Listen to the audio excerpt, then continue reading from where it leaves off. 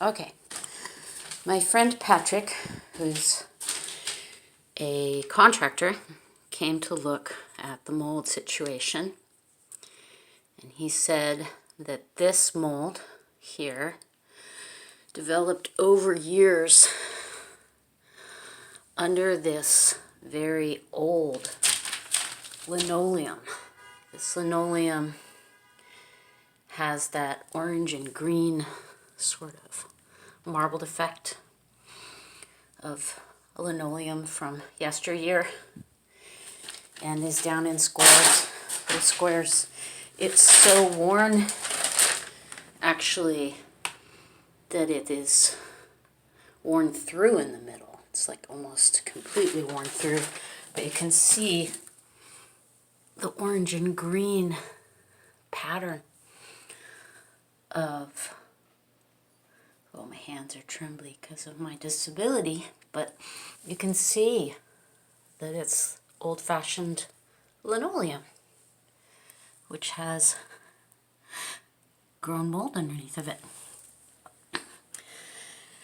And this is an infrastructural issue.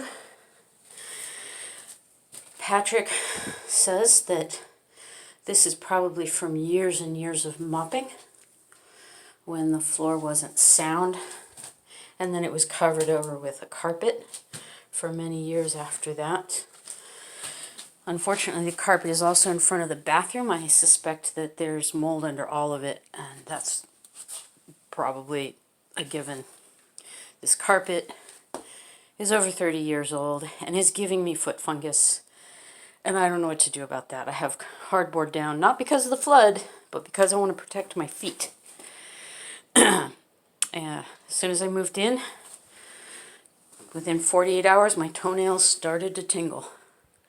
And that is always a bad sign. Last time that happened, it was the YMCA, and they had exactly the same kind of carpet down in the locker room. Anyway, so this linoleum has trapped moisture under the floor for decades.